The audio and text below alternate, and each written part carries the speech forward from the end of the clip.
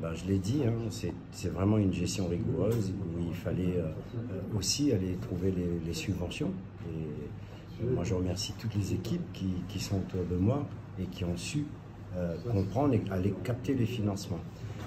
C'est un budget, donc en 4 ans, 4-5 ans, on a quand même investi 130 millions d'euros. Et pour l'année 2025, bien évidemment, on ne pourra pas tout le temps continuer à ce niveau, puisque les 130 millions, c'était aussi dans le cadre des dispositifs post-Covid. Il y avait le plan de relance, Réacure, enfin la région, etc. Mais là, on revient sur un budget quand même qui n'est pas rien, puisque 2025, on aura 21 millions en investissement, alors que le budget moyen d'investissement ici avant 2020, c'était 10, 11, 12 millions maximum. Ça veut dire quand même qu'on est, on est en train de changer la face de Saint-André. Le plan pluriannuel d'investissement 2025-2032 ça passera au vote ce soir. Et là, on a tous les détails de ce plan pluriannuel d'investissement où tous les travaux sont répertoriés avec les montants, etc. Donc ça, c'est une nouveauté. Comme ça, on a une vision aussi de toute façon.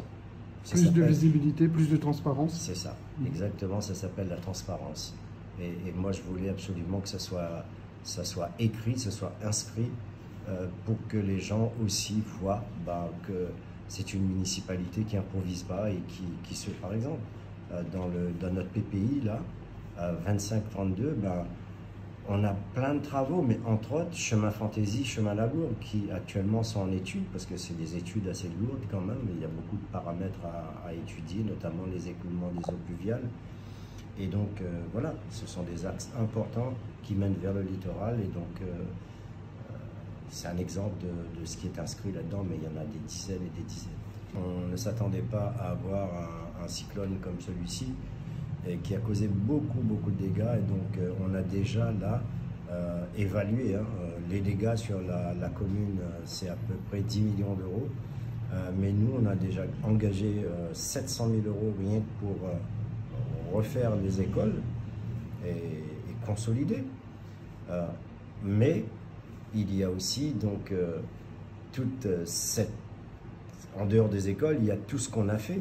Les mesures d'urgence. Les mesures d'urgence sociale, des centaines et des centaines de colis alimentaires, des aides exceptionnelles via le CCAS, beaucoup d'argent, 1,5 million, qui n'était pas du tout programmé et prévu, et qu'on devra de toute façon assumer.